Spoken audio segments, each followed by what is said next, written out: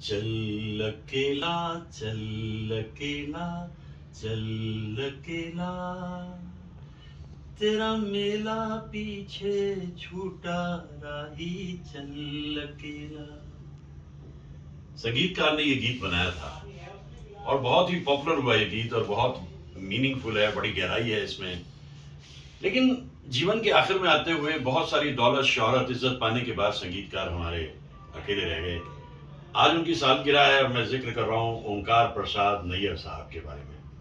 OP Nayyar साहब, OP Nayyar साहब के गीतों को हमने जितना देखा है, जितना हमने उन्हें महसूस किया है, वो अपने ढंग के बड़े अनूठे संगीतकार हैं।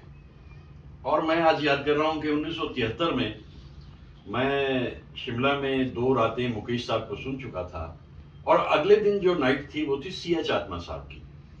तो सी.एच. आत्मा साहब जब स्टेज पे आए तो उन्हें थोड़ा जुकाम हो रखा था क्योंकि बड़ा ठंडा मौसम था समर फेस्टिवल में।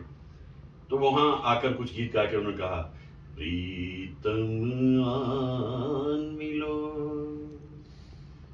अब ये गीत जब वो गा रहे थे तो बाद में मुझे मालूम हुआ इस बात का कि 18 बरस की उम्र में ये गैर फिल्मी गीत ओपी नैयर साहब ने बनाया था। और सी.एच. आत्मा साहब को तो शोहरत मिली इस गीत से, लेकिन ओपी नैयर साहब को भी इससे बहुत शोहरत मिली और देखते देखते वो गुरुदत्त की नजर में आ गए और गुरुदत्त ने उन्हें एक फिल्म दी बाज। बाज तो नहीं चली, लेकिन उसके बाद में अगली फिल्म जो है वो है आर पार। आर पार का संगीत तो कमाल कर गया और वो ये समझ गए कि उनके पास में जो इस वक्त फीमेल सिंगर्स की कतार है उसमें शमशाद बेगम हैं और उसमें गीता दत्त हैं और उसमें आशा भोसले भी आकर के मौजूद हो गई थी।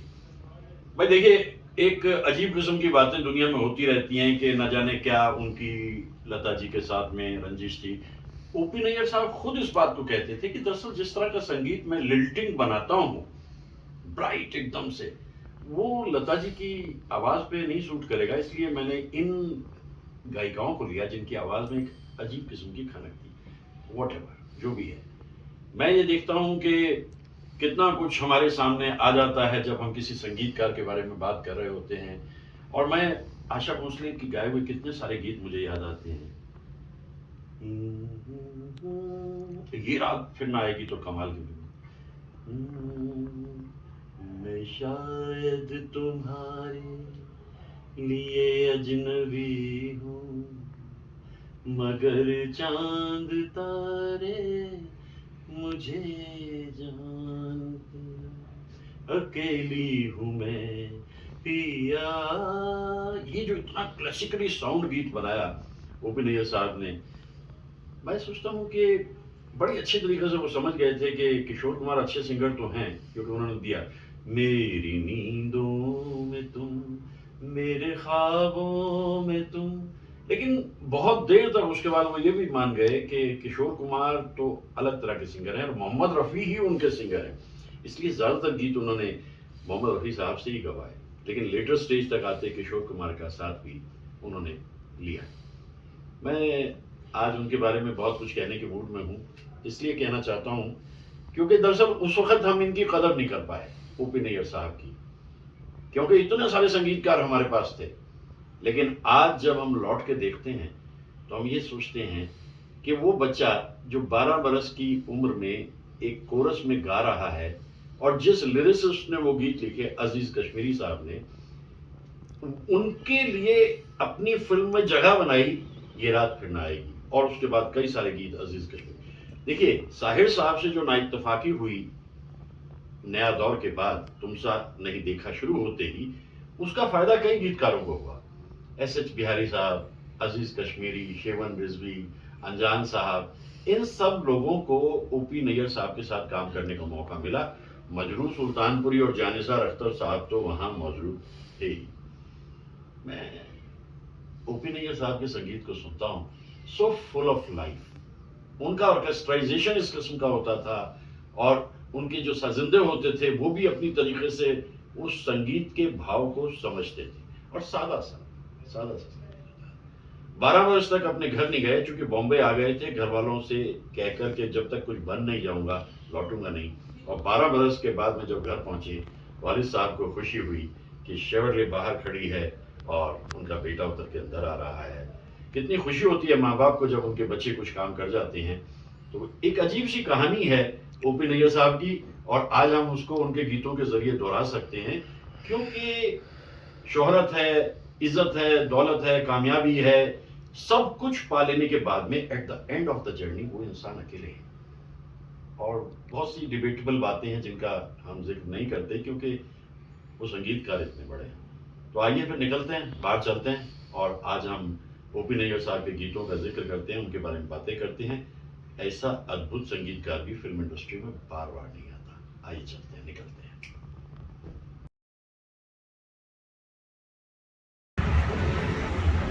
दीवाने हम थे चाह के सो बेकरार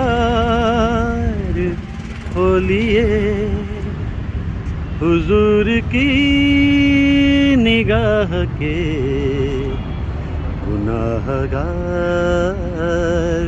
हो लिए, गुनाहगार हो लिए। जवानियाँ ये मस्त मस्त बीती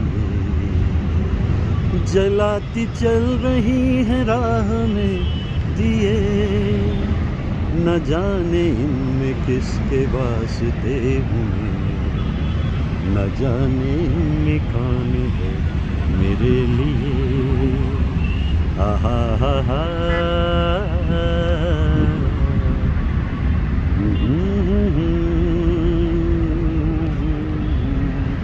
विशेष दिन है आज, संगीतकार ओपी नैयर साहब की सालगिरह है। बहुत ही रसीले सुरीले संगीतकार ओपी नैयर साहब कैसे कैसे कमाल के गीत बनाए, ये तो एक नमूना था जो मैंने अभी आप तक पहुंचाया। ला ला ला ला मतलब अलग ही संगीतकार थे, अलग ही तान, ऑर्केस्ट्राइजेशन बिल्कुल डिफरेंट। और पुकारता चला हूँ गली गली बाहर की,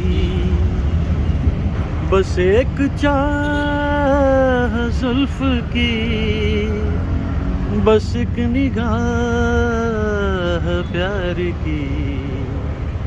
ला ला ला ला ला ला ला ला। इतना खूबसूरत फूलों को मैं समर्पित करता हूँ आज सवेरे सवेरे ओपी नैयर साहब को। जीएस कोहली उनके असिस्टेंट थे और ढोलक बड़ी कमाल के बजाते थे जीएस कोहली। और बाद में देखते देखते ओपी नैयर साहब ने उनसे कहा भाई अब तुम ठीक है, अपना काम करना चाहते हो अलग से करो। और बहुत सारी जो फिल्म्स हैं वो उन्होंने की जीएस कोहली साहब ने। तो ऐसे सुरीले संगीतकार को याद करते हुए, क्योंकि इत्तफाक है इसी जनवरी में, अगर 16 जनवरी उनकी सालगिरह है तो 28 जनवरी उनकी पुण्यतिथि भी है। कम ही होता है ऐसा। लुटा जो मुसाफिर दिल के सफर में, है जन्नत ये दुनिया उसकी नजर में, उसी ने है लूटा मजा जिंदगी का, मोहब्बत में जो गया हो किसी का, है दुनिया उसी की, ज़माना उसी का। ला रा रा रा रा रा रा। कई सारी नाकाम फिल्मों के बाद जब तुमसा नहीं देखा फिल्म कामयाब हुई तो शम्मी कपूर को भी लगा कि उनकी अदाकारी अपनी जगह, लेकिन फिल्म का संगीत बहुत अहम था और इसलिए वहाँ से आगे उनमें एक बहुत खूबसूरत सा रिश्ता बनता चला गया।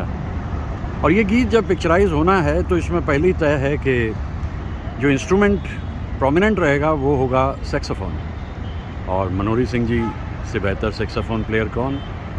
तो ये गीत मुझे इसलिए भी पसंद है कि एक तरफ तो मुझे शम्मी कपूर की अदाकारी और दूसरी तरफ सैक्सोफोन मनोहरी जी का और ओपी नैयर साहब का ऑर्केस्ट्राइजेशन अद्भुत। ना ना ना ला ला ला रा रा रा रा रा रा रा। हाँ हाँ हाँ हाँ हाँ हाँ रा रा रा रा। ओपी नैयर साहब बड़े अद्भुत संगीतकार थे। बहुत पहले जब उन्होंने काम शुरू किया तभी से उन्होंने कुछ अपने फ़ैसले कर लिए थे जिन पे वो आखिर तक अडिग रहे। ज़िद्दी स्वभाव के व्यक्ति थे। लता जी के साथ कभी कोई गीत उनका हुआ ही नहीं, कभी हुआ ही नहीं कि वजह किसी को मालूम नहीं। बस ओपी सर ये कह के टाल देते थे कि भाई उनकी आवाज़ के लायक मेरा संगीत नहीं है, मैं ज़रा अलग तरह का संगीत बनाता हूँ। वो आशा के लिए ठीक है, यानी आशा भोंसले के लिए वो ठीक है, लता जी के लिए वो ठीक नहीं, लेकिन उनसे बेहतर कलाकार कोई नहीं है। ये एक इंटरव्यू में मैंने सुना था।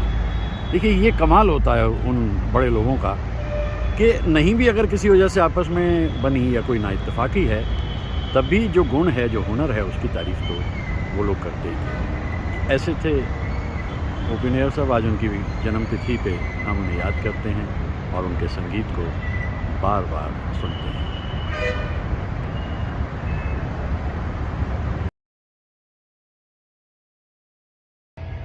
आज मैं याद कर रहा हूँ ओपी नैयर साहब को।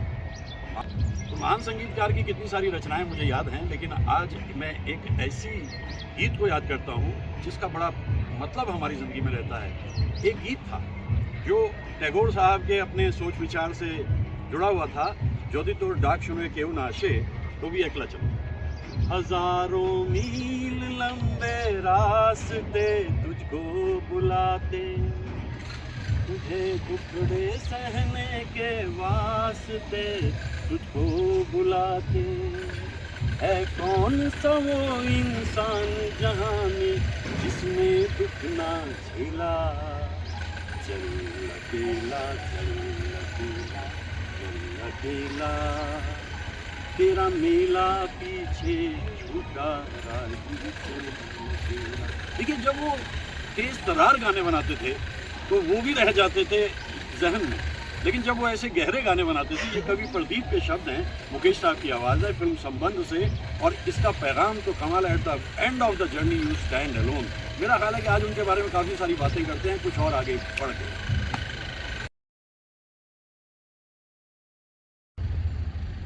झुकी झुकी निगाह में भी है बला की शोखियाँ, दबी दबी हंसी में भी तड़प रही है बिजलियाँ। शबाब आपका, शबाब आपका, शबाब आपका, नशे में खुद ही चूर चूर है। मेरा दिल मचल गया तो मेरा क्या कसूर है। ओपी नैयर साहब। कहा जाता है कि इस गीत की एक विशेष वजह ये रही, इतने कम इंस्ट्रूमेंट इसमें इस्तेमाल किए गए हैं और पियानो बेस्ड है। कहा जाता है कि उस दिन स्ट्राइक थी, कुछ म्यूजिशियंस आ नहीं पाए, रिकॉर्डिंग कैंसिल करने की बात थी, लेकिन ओपी नैयर साहब ने कहा नहीं, रिकॉर्डिंग तो होगी, इंस्ट्रूमेंट कम भी हैं तो कोई बात नहीं। तो ये जो आत्मविश्वास ओपी नैयर साहब का था, इसी वजह से वो इतने बड़े बड़े कमाल के संगीतकारों के बीच में भी अपनी जगह बनाए रखे। यानी उस दौर में 50-60s में भी अगर 1 लाख रुपया लेना है तो 1 लाख रुपया लेना है, देना हो तो दो वरना जाओ। और अजीब किस्म की फितरत थी, सोच थी। मैं एक इंटरव्यू में सुन रहा था, कह रहे थे वो कि भाई लोग कहते हैं कि मैं सनकी हूँ, क्रोधी हूँ, मुझे नहीं पता। हाँ इतना ज़रूर है कि बचपन में मेरी माँ मुझे मारती बहुत थी, मैं पढ़ता नहीं था। कितना ऑनेस्ट कन्फेशन है ना। एक और कि भाई एक बार एक कुत्ते ने काट लिया मुझे और मुझे मालूम नहीं कि इंजेक्शन लगे थे या नहीं, और फिर उसके बाद हंसती है। तो ओपी नैयर साहब एक दिग्गज संगीतकार थे। इनोवेशन उनकी जो ढोलकी है या उनके जो घोड़े की चाप है, वो भी फिर कभी कोई कर नहीं पाया। तो आज मैं उन्हें भी याद कर रहा हूँ, क्योंकि ये जनवरी का महीना तो उन्हीं का है ना। 16 जनवरी उनकी सालगिरह है और 28 जनवरी को रुखसत हो गए। ला ला ला ला ला ला ला ला। अनजान साहब ने लिखा भी बहुत खूबसूरत, और रफ़ी साहब का तो क्या कहना, इस गीत को किस दिलकश अंदाज में, पियानो की पूरी फील इसमें गाने में दिखाई देती है। ऐसे अद्भुत संगीतकार को हम सुहा सुहा याद करते हैं, और उनकी जो धुनें हैं उन्हें गाते गुनगुनाते हैं, याद करते हैं।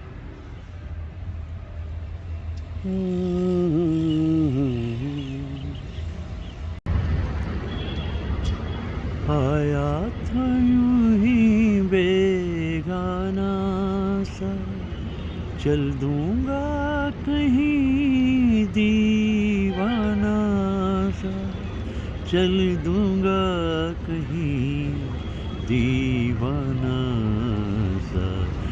दीवाने की खातिर तुम कोई इल्ज़ाम ना अपने सर लेना, ऐसे ही कभी जब शाम ढले तब याद हमें भी कर लेना, आंचल में सजा लेना कलियां, जुल्फों में सितारे भर लेना आंचल में।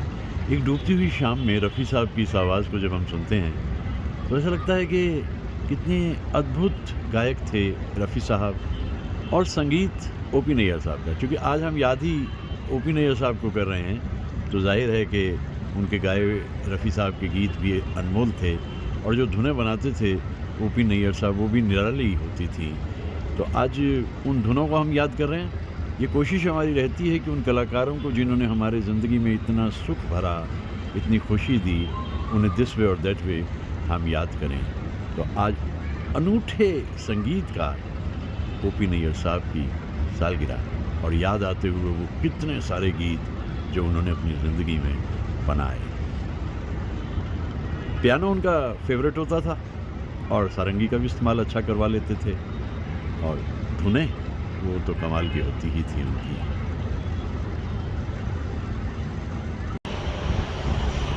आज अगर हम सोच के देखें तो ओ.पी. नैयर कितने महान संगीतकार थे, और उनकी रुखसती के इतने बरसों बाद भी हम उन्हें क्यों याद करते हैं, उसकी वजह यह है कि हाईली अप्रिशिएटिव थे वो।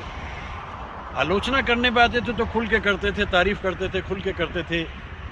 गाना रिकॉर्ड होके हटा, चल अकेला चल अकेला चल अकेला, तेरा मेला पीछे छूटा राही चल अकेला। गाना रिकॉर्ड हुआ, मुकेश साहब गए ओ.पी. नैयर साहब के पास और कहते हैं तो रीटेक होगा? कहते नहीं। ओ.पी. साहब ने कहा 1 टेक फाइनल। मुकेश साहब ताज्जुब कर गए, भाई बाकी म्यूज़िक डायरेक्टर मेरे से इतने टेक करा लेते हैं, और ओ.पी. साहब कह रहे हैं कि बस मैं ये मानता हूँ कि उनकी टीम बड़ी कमाल की थी। उनके असिस्टेंट जी.एस. कोहली थे, और म्यूजिशियंस में सारंगी बहुत बजती थी उनके यहाँ। दीवाना हुआ बादल में कितनी अच्छी सारंगी बजी, राम नारायण जी को साथ लेके थे। उसके अलावा जो बड़े उस ज़माने के जितने बड़े साजिंदे थे, रईस खान साहब सितार पे हमेशा, और एक गजानन नाम के उनके वायलिनिस्ट थे, और शिव कुमार शर्मा जी और हरिप्रसाद चौरसिया तो रहते ही थे। तो इतनी बड़ी टीम जिस इंसान के पास में है वो तो कमाल करेगा ही। तो इसलिए मैं आज उन्हें याद कर रहा हूँ, क्योंकि वो अपने ढंग के अनोखे और अनूठे संगीतकार हैं। मैं इस वक्त जिस जगह घूम रहा हूँ, ये बड़ा खूबसूरत सा मंज़र है, और मुझे बड़ा अच्छा भी लग रहा है यहाँ आना। बलमा खुली हवा में आके तो यूं भी मन प्रसन्न हो जाता है, चित्त खुश हो जाता है। और मैं इस वक्त खुली हवा में यहाँ ओ.पी. नैयर साहब को याद कर रहा हूँ। ये है मैजिक ऑफ ओ.पी. सर। आखिरी दिनों तक आते आते हैट पहनने लग गए थे, पहले अलग तरीके से रहते थे ओ.पी. सर। आज जब मैं ओ.पी. नैयर साहब के बारे में बात कर रहा हूँ तो मैं उनकी रसीली नशीली और न जाने कितनी कमाल की धुनों का जिक्र कर रहा हूँ, क्योंकि वो अपने ढंग के इसी किस्म के संगीतकार थे। लेकिन क्लासिकली कोई बहुत मेहनत नहीं की थी उन्होंने। फिर भी जब वो गीत बनाते थे, तू है मेरा प्रेम देवता, अब इसमें मन्ना दा और रफ़ी साहब को साथ में लाके एक ऐसा गीत उन्होंने बना दिया। और देखिए कितना चांस लेते थे। किशोर कुमार पर्दे पर मौजूद हैं, लेकिन वो जान रहे हैं कि क्लासिकल में बहुत आगे तक नहीं जा सकते किशोर, इसलिए उन्होंने कहा ये गीत जो है तुम्हारी प्लेबैक पे मोहम्मद रफ़ी साहब देंगे। और मोहम्मद रफ़ी साहब ने गाया किशोर कुमार के लिए मन मोरा बाबरा।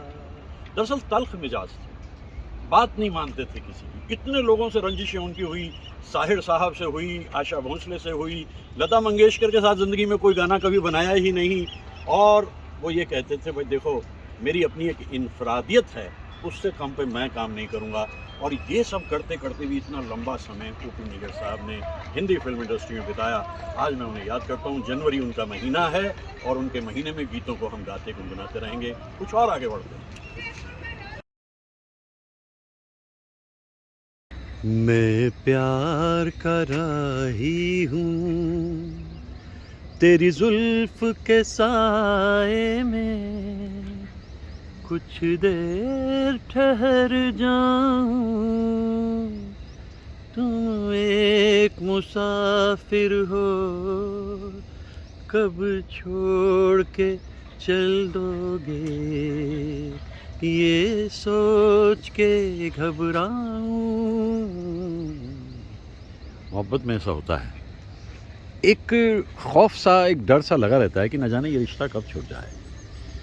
लेकिन कोई ऐसी बात नहीं, कुछ देर आप ज़िंदगी में रहें, यही बहुत है। बहुत शुक्रिया, बड़ी मेहरबानी, मेरी ज़िंदगी में हुजूर आप आए, कदम चूम लूं या कि आंखें बिछा दूं, करूं क्या ये मेरी समझ में ना आए। बहुत शुक्रिया। रसीले गीत बनाते थे और वो भी कमाल। बलमा खुली हवा में बहकी हुई फिजा में दिल चाहता है मेरा बहकना इधर उधर। मुझे कभी कभी यूँ लगता है कि ये धुन जो है ये हर दिल की आवाज़ है। उदासियों के घेरे तोड़कर, तन्हाइयों से बाहर आकर हर इंसान चाहता है कि कुछ पल प्रकृति के करीब जाकर बिताए जाएं। तो ये गीत उसमें कितने खूबसूरत अंदाज में लिखा गया, इसकी धुन बनाई गई और आशा जी ने गाया भी इसे बहुत ही दिल से। अब आप खुली हवाओं में आ चुके हैं तो फिर एक चांस ये रहता है कि कहीं सामने से आती हुई घटा आपको दिखाई दे जाए और आप गाने लगें, दीवाना हुआ बादल सावन की घटा छाई, ये देख के दिल झूमा, ली प्यार ने अंगड़ाई।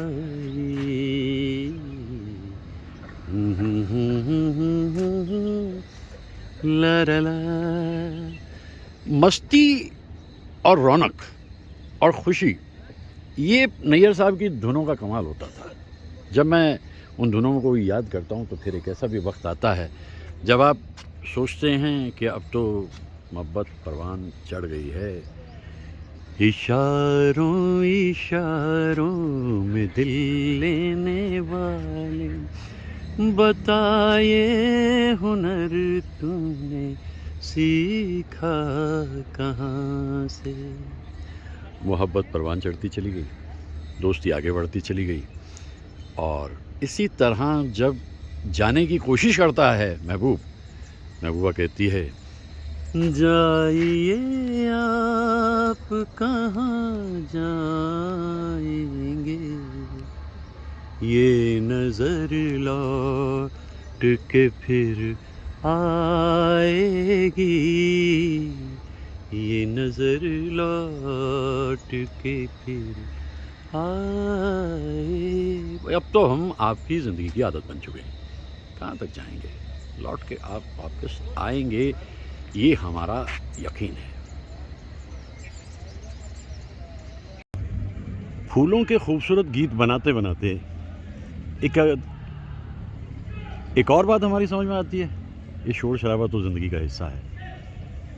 ओपन नैयर साहब की कई लोगों से रंजिशें हो जाती थी, ना इत्तफाकियाँ हो जाती थी। जैसा मैंने कहा कि पहले तो साहिर साहब से ही हो गई, लता जी के साथ तो कभी काम किया ही नहीं उन्होंने, और इसी तरह से उनकी ज़िंदगी चलती रही। एक दिन एक रिकॉर्डिंग के वक्त में मोहम्मद रफ़ी साहब लेट पहुँचे।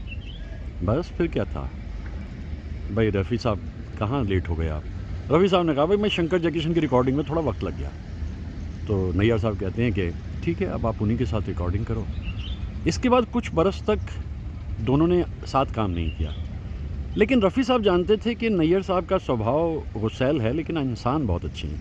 बल्कि मैंने तो ये भी सुना है कि एक बार ख़ुद ही रफ़ी साहब ने जाकर के नैयर साहब से कहा भाई बहुत दिन हो गए हैं, चलो आपस में मिलकर कुछ काम करते हैं। बस फिर तो दोनों एक इंतज़ार ही कर रहे थे, और ऐसा सुरीला एहसास फिर से जाग उठा। दिल की आवाज़ भी सुनी, और दोनों एक दूसरे के साथ फिर से अपना संगीत का सफ़र शुरू कर बैठे। मेरे फसाने पे न जा, मेरी नज़रों की तरफ देख, ज़माने पे न जा। इतना कुछ हो जाने के बाद भी, और फिर आखिर में आशा जी से भी हो गया झगड़ा, लेकिन जल्दी से कॉम्प्रोमाइज़ करते नहीं थे किसी बात पे नैयर साहब। वो कहते थे कि यार मैं जिस तरह से हूँ तो मैं वैसे ही रहूँगा ना, मेरे में क्यों परिवर्तन कोई करे। जो धुनें मैंने बनाई हैं अगर आपको पसंद है बहुत अच्छी बात है, और मैं विरह भी है, मिलन भी है, और ये है रेशमी जुल्फ़ों का अंधेरा न शर्माए। देखिए मेरे ख्याल से जितने सेंसुअस गीत बने हैं उसमें इस गीत की सेंसुअसनेस तो बहुत ही अलग है, और आशा जी तो उन दिनों का भी कमाल ही रही थी। ऐसे हैं नैयर साहब के वो दौर के फसाने और वो ज़माने, और उनके गीतों की अपनी कशिश, और बस लिमिटेड ऑर्केस्ट्रा रखते थे। ऐसा भी नहीं कि आउट ऑफ द वे जा कर के ऑर्केस्ट्रा लेना है, बस जितना ठीक था उतना ही लेते थे, जितना उनको लगता था कि इतनी साजिंदों से काम अच्छा चलेगा तो वो ले लेते थे उससे मदद सबसे। आज तो कमाल का दिन है, ओपन नैयर साहब का दिन है।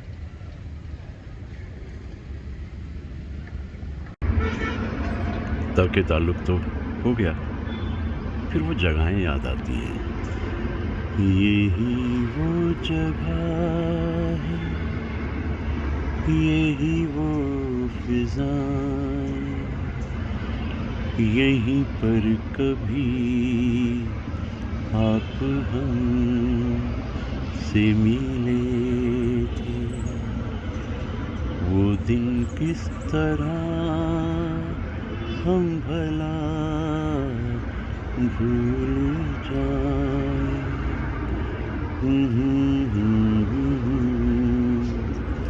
म्यूजिशियंस भी समझ जाते थे कि अगर इस वक्त रिकॉर्डिंग होनी है तो ओपी सर एक अलग मूड में है। रातों को चोरी चोरी बोले मोरा कंगना, अब के जो बरखाई आएंगे सजना। फिर एक उम्मीद रहती है कि साजन बिछड़कर चले तो गए, लेकिन अगर उन्हें इधर की याद आ गई तो वो लौट के फिर से आ जाएंगे। इस तरह के गीत बनते थे उस ज़माने में ओपी नैयर साहब के। उनकी धुनें ही बड़ी कमाल की होती थी, और फिर आखिर वो समय भी आ गया। चैन से हमको कभी आपने जीने न दिया, ज़हर चाह गए, पीना तो पीने ना दिया। जैसे दिन की शाम और रात होती है, उसी तरह रिश्ते भी अपने नन्हे नन्हे पाँव पे चलते हुए एक ऐसे मुकाम पे आ जाते हैं जिन्हें आप ज़िंदगी की और रिश्तों की शाम कह सकते हैं। आशा जी के साथ इतने खूबसूरत गीत बनाने के बाद ये आखिरी गीत बनाया और यहाँ से दोनों ने अपने रास्ते अलग किए। कितना दर्द है इस गीत में, कितनी विरह वेदना है। अवार्ड मिला फिल्म फेयर। कहा जाता है कि आशा जी लेने नहीं गई इस अवार्ड को, यानी जब रिश्ते बिगड़ते हैं तो वो इतने बिगड़ते हैं। खैर, ओपी नैयर साहब चलते रहे, काम तो कम हो गया था, अब उनके पास बहुत कम हो गया था। फिर उन्होंने अपनी होम्योपैथी के पिटारे को खोला और लोगों की मदद करने लगे अपनी होम्योपैथी की नॉलेज के द्वारा।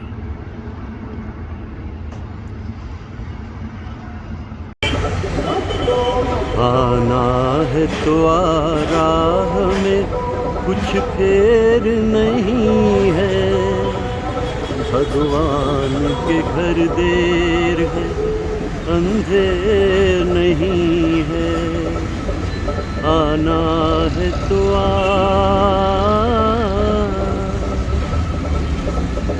नया दौर फिल्म अपने ढंग की एक अनोखी फिल्म बन रही थी और साहिर साहब और ओपी नैयर समझ रहे थे कि ये फिल्म कमाल तो है, लेकिन इसमें गीतों की अलग ही जगह रहेगी। और इसलिए जब सब तरह के गीत उसमें लिख दिए उन्होंने, तो फिर उस शक्ति का धन्यवाद करते हुए जिसने ये सब किया, उन्होंने ये गीत लिखा, आना है तो आ राह में कुछ भी नहीं है। रफ़ी साहब की आवाज़ और अलग सी धुन ओपी नैयर साहब की एक सात्विकता पेश कर देती है, भेंट कर देती है इस बिखरे हुए समाज में फैले हुए अंधकार को रोशनी में तब्दील कर देती है। जब तुझसे न सुलझें तेरे उलझे हुए धंधे, बस भगवान पे सब छोड़ दे, ऐ मूर्ख बंदे। ये गीत बहुत पॉपुलर हुआ था। वैसे तो सारे गीत नया दौर के पॉपुलर हुए थे, बस दिक्कत एक ही रही कि यहाँ कुछ नाइत्तफाकी हुई और इसके बाद फिर साहिर साहब और ओपी नैयर साहब के बीच में कुछ तलखी सी नज़र आई। अगली फिल्म जो आ रही है उसमें आते ही ये पहला गीत ही बना था एक, यूं तो हमने लाख हंसी देखे तुमसा नहीं देखा। बस न जाने क्यों झगड़ा बढ़ता चला गया और इसके बाद फिर वहाँ से अलग हुए। साहिर साहब ओपी नैयर रहे तुमसा नहीं देखा में, और मजरू साहब ने बाकी की फिल्म के लिए। लेकिन हम याद करते हैं आना है तो आ राह में कुछ देर नहीं, और भगवान के घर देर है, अंधेर नहीं। किसी भी संगीतकार के लिए ज़रूरी होता है कि वो जो मूड उसे दिया जा रहा है गाने का, उस पे एक अद्भुत रचना रचे। ओपी नैयर साहब तो स्पेशलिस्ट थे, घोड़े की ताल ऐसी बजाते थे कि लोग उन्हें किंग ऑफ रिदम कहने लगे, और थे भी वो। लेकिन जब वो उदासी के गीत बनाते थे तो सुबह के सूरज में भी उन्हें इतनी उदासी दिखती थी कि किशोर कुमार की आवाज़ आज तक हमें याद रहती है।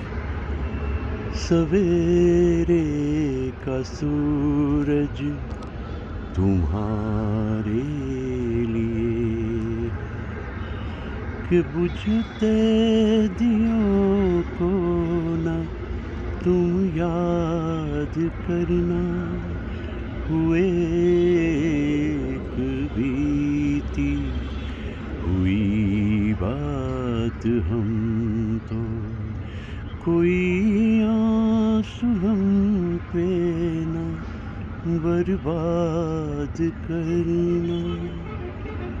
बहुत इंतज़ार किया ओपी नैयर साहब ने, बीच में एक गैप आ गया था, ग्रहण लग गया था, और तब जाकर उन्हें ये फिल्म मिली एक बार मुस्कुरा दो। और इसमें बहुत ही कमाल के गीत उन्होंने बनाए और एक बहुत तेज़ रफ्तार गीत भी किशोर कुमार से गवाया, तू हमारी थी जान से प्यारी थी। और इतनी रफ्तार है इस गीत में कि दिखाई देता है कि that is the real self of OP Nayyar साहब।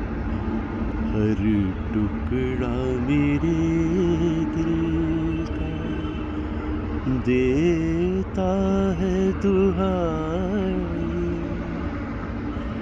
और फिर दूसरी तरफ रफ़ी साहब, यहाँ अगर आशा जी विरह वेदना में है तो उधर रफ़ी साहब, टुकड़े हैं मेरे दिल के ए यार तेरे आंसू। जो चाहे प्रोड्यूसर या डायरेक्टर उनसे उस किस्म का संगीत बना देते थे O.P. नैयर साहब। अब ये सुबह के सूरज में देखिए, ये एक उम्मीद होती है, लेकिन यहाँ भी जो गीत उन्होंने बनाया, सवेरे का सूरज तुम्हारे लिए है, अगर एक तरफ़ ताल्लुक़ हो गया तो दुआएं उसके बाद भी उनके लिए रहती हैं जो कभी ज़िंदगी का हिस्सा थे। आज मैं उनके बारे में बात कर रहा हूँ। जैसे मैंने कहा, जनवरी उन्हीं का महीना है, 16 जनवरी उनकी सालगिरह और 28 जनवरी उनकी पुण्यतिथि। Great O.P. नैयर साहब। लुटा जो मुसाफिर दिल के सफर में, है जन्नत ये दुनिया उसकी नजर में, करो एहतराम उसका दीवानगी का, मोहब्बत में जो गया हो किसी का, करो एहतराम उसकी दीवानगी का। तो दरअसल O.P. नैयर साहब की अपनी एक दीवानगी थी, और उस दीवानगी के ज़ेरे साया जो संगीत उन्होंने तैयार किया वो अपने ढंग का अनोखा और अनूठा था। अगर उन पे कुछ पढ़ने और सोचने की कोशिश करें तो बहुत ज़्यादा तो पुस्तकें मिलती नहीं हैं, बस उनके गीतों को सुन के ही अंदाज़ा लगा सकते हैं कि वो कितने बड़े संगीतकार थे। हाँ, पिछले कुछ अरसे में पराग डिमरी साहब ने जो पुस्तक लिखी है O.P. नैयर साहब पे, वो उनकी ज़िंदगी के कई सारे पन्नों को खोलती है और उनके संगीत की ऊंचाई और गहराई का जिक्र करती है। वो एक अच्छी और बड़ी खूबसूरत तरीके से प्रेजेंट की हुई पुस्तक है पराग डिमरी साहब की O.P. नैयर पे। तो एक डूबती हुई शाम में फिर से ऐसे कलाकार याद आ जाते हैं, और याद आ जाते हैं वो दौर, वो दिन, वो संगीत के लम्हे और वो ज़िंदगी के बदलते हुए रंग। जैसा मैं कह ही रहा था O.P. नैयर साहब के बारे में कि यही महीना था जनवरी का जब वो दुनिया में आए, और यही महीना था जनवरी का जब वो दुनिया से रुखसत हुए। बस एक अनूठा इतिहास अपना छोड़कर इस दुनिया से रुखसत हुए। 28 जनवरी थी वो। आज 16 जनवरी को उनकी सालगिरह पे हम उनकी ज़िंदगी के उन संगीत के हिस्सों के बारे में बात करें जो अपने आप में बेहतरीन थे। और ऑफ कोर्स मैं तो उनके बारे में बहुत कुछ आज कहता रहा हूँ, कहे जा रहा हूँ। ऐसे संगीत के बारे में आप कितना भी कहिए कम ही पड़ जाता है। चेहरे से ज़रा हाँ चल जब आपने सरकाया, दुनिया ये पुकार उठी, लो चाँद निकल आ। नहीं, चाँद अभी निकला नहीं, थोड़ी देर में निकलेगा। और ये गीत भी बड़ा खूबसूरत मुकेश साहब की आशा जी की आवाज़ में हम याद करते हैं, प्रणाम करते हैं, नमन करते हैं महान संगीतकार O.P. नैयर साहब को।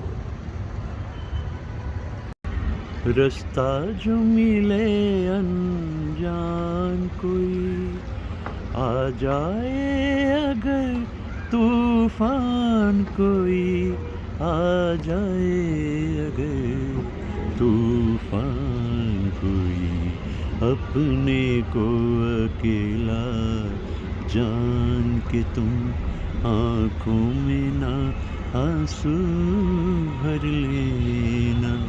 ऐसे ही कभी जब शाम ढले तब याद हमें भी कर लेना। आँचल में से